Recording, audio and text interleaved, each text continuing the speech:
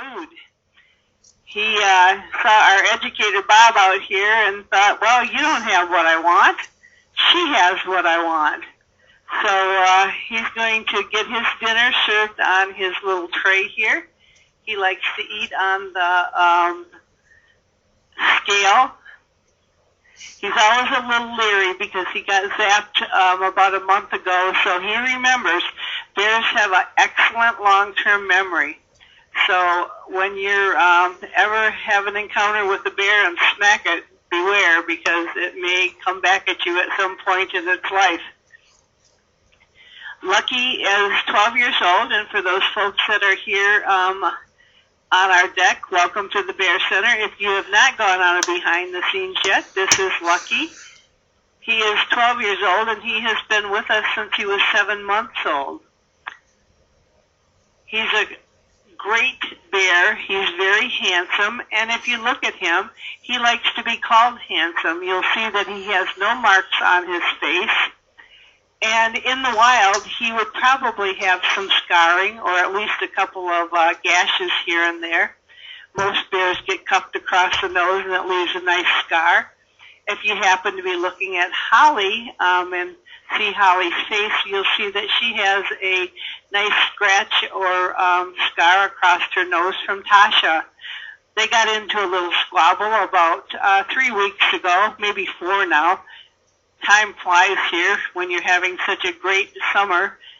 And during that squabble, here Holly's coming over here to the left. So let's get her dinner to her so there's no problems. Our beautiful Holly, the matriarch of our enclosure, is now entering from my left. She is 6 years old for those folks that are here, and if you have not seen her, she has shed her winter coat from last year, and she is growing her new coat. It's flat now, so as the bears can start growing a coat, usually in about another month, it'll start poofing out until they look like somebody blew on their nose and popped their coat out. Bears have 2 types of fur. One is the very sleek-looking coat that you see right now, which are guard hairs. They're kind of stiff, and they protect the bear from weather.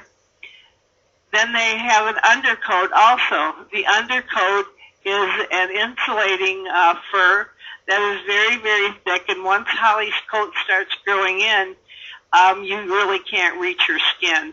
It's about 6 inches thick all over her body, and it's very, very hard to actually feel skin. The reason that I know this is because I do give our bears back rubs, and I can't ever get to their back.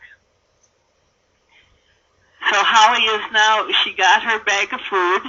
It's interesting that someone asked a question on our North American Bear Center webpage. The question that they asked was, since Holly likes to eat the bowls, the bottom out of the bowls, why don't you change the bowls? Well, we thought about using stainless steel bowls, but in the process of thinking about that, we'd have to change a lot. And to just give her one might make something different here, and bags work. All of our bears like their food in a bag because they can rip it open and get what's inside. The reason that we don't usually do it for dinner time here is because if we gave it to Lucky, he would take it into his personal dining area behind the rock den here, and you would not see him again until he was finished and came out to see what Holly might have left in her bag. The bears like to take turns checking on to see if maybe one bear got something different than the other bear. So when we give them their food here, we make sure that most everything is the same. The only bear that gets anything different is Ted. Ted gets tuna in his food, and that tuna is mixed with his medications because he has arthritis, and we treat him with meloxicam and tramadol. So he takes that consistently every single day.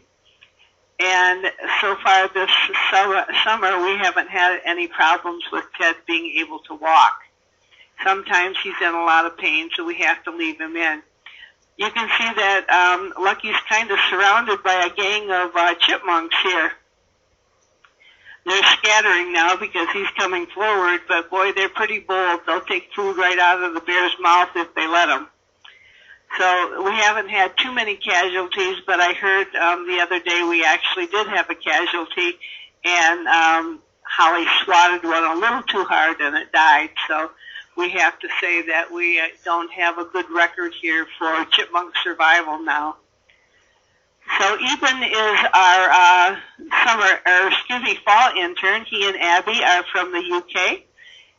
And Tara is from Michigan, and she is having a day off today, but our two interns that are here, our two UK folks, are getting very used to the bears now, and the bears are getting used to them. So it's fun in my interest of my job here to see the bears relating to these folks.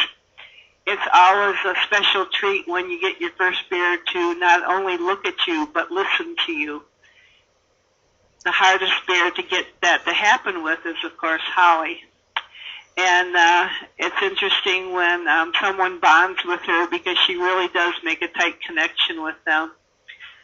We have a lot of fun here with our interns because we like to kind of tease them to see which bear they're going to pick as their favorite. And Eben said to me the other day, he says, "I think I like Tasha." I said, well, there's many people that pick her because she is a little sweetheart and a show-off. So I just want to thank the UK for all you folks out there sending us great interns year after year after year. Getting back to our bears here, we were talking about Tasha before.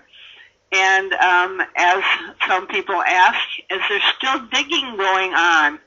Well, guess what? There is, and we watched two branches disappear inside Tasha's den, and I'm pretty confident that she is not only chewing them up and making a nice bedding, but that she will incorporate more. In fact, I'm not sure what she was planning to do, but I see she broke some balsam branches off that are in her enclosure. She broke those off and actually will, if she has the opportunity, probably take them back to her den. It's always fun to see what they're going to do with the sticks and twigs that they break off and take to their dens. I've also seen Lucky do that, and I've seen Holly do that. Just a quick little story about things that have happened in the past. When Ted first came here, of course, we didn't have cameras in the dens at that time. And the first thing he did after his gate was opened up, and he was probably here less than a week, when his bunker gate was opened up, he took a tree, a whole tree that had been cut down in the back. It was a balsam tree, almost like a Christmas tree, and he put it inside his den as if, this is mine, you can't have it. And just as he did that, when Honey left her den, the bunker den, the small bunker den, she didn't take a tree in, but she did take a large branch of a balsam in. So it was almost like they were saying, this is kind of cool. We can pick up trees and we can bring them into our den if we want to. It was exciting to see something different that I had never seen. Of course, I was new here too, and so seeing different bear behaviors at that time was fascinating to me. So our interns are throwing out some really nice treats for the bears, and the bears seem to be happy, so that's all cool here. One of the questions that somebody asked was, why does Lucky stop when he's chasing Holly and look at his paw, or his left paw in particular? Well, there could be a couple of reasons. I really don't know how to answer that because he's such a fussy bear. Such as if you watch him in his den, he will not walk across the grass. He will go around the dirt and follow the path around his den instead of cutting across to go in the small enclosure. So my only answer to that was that either he maybe stepped on something that was harsh to the pad of his foot, or maybe that he stepped on a prickly bush or something sticky. I told JT that I wouldn't say this, but I hope you guys know that I'm kidding when I say this, but I also told Judy that, well, maybe he was just checking his paw to see if he wanted to smack Holly with it or not. I'm just kidding, folks. I'm just kidding. Anyway, continuing on here, as the bears continue to forage and look for a little bit of treats here, I'm going to go into the question and answers here.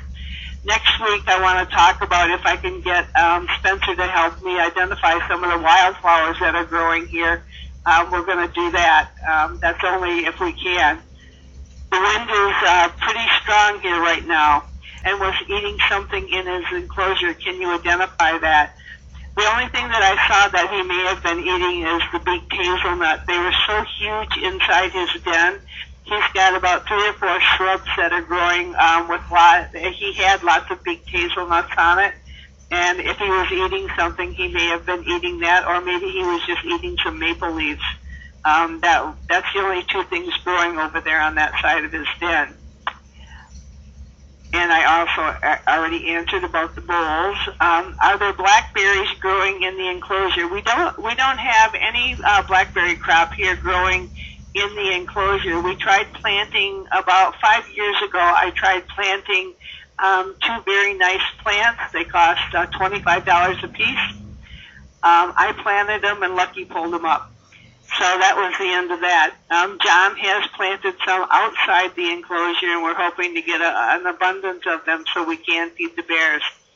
Tasha and Ted are particularly partial to blackberries. Lucky and Holly will eat them. Excuse me. Can I give you an update on the dens, the digging of the dens? We already know Tasha's digging. We think Holly's been back there digging also, or at least visiting that den.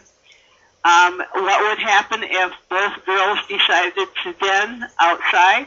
Well, there's not much chance of stopping them. I'm not sure how you stop a 300-pound bear from digging a den. We wouldn't attempt to.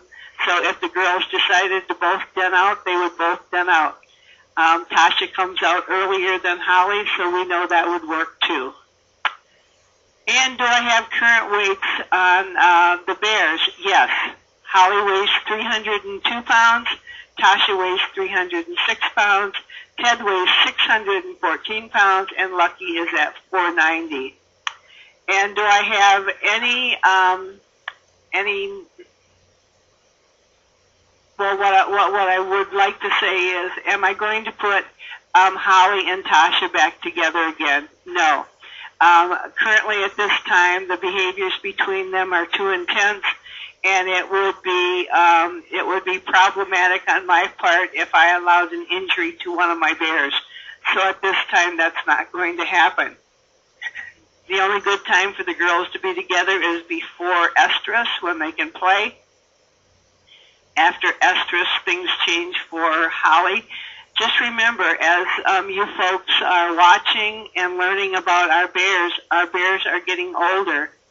Lucky is a mature male now, and Holly is a mature female. She will be 7 years old next year. Tasha is still growing and maturing. She is 4 years old. So as they mature, the behaviors change and the intensity of play lessons. I know that Lucky would love to be able to play more, but Holly's just not with it anymore. So that's probably not going to happen until the spring again. So I want to thank everyone for tuning in on this broadcast. I want to thank our camera drivers and our moderators. Thank you to our visitors, and if you have any questions, I would be happy to answer them after I'm done. And if you'll tune in tomorrow at 12:30, we're going to be back with you, and I'm going to see if Spencer might want to do the broadcast. It's always fun. And Abby has told me that she is going to do the 4:30, so I'm so excited for her. And I'm sure you folks are tired of hearing me anyway, so we're going to let Abby do it. So I want to thank you all, and we'll see you tomorrow at 12:30.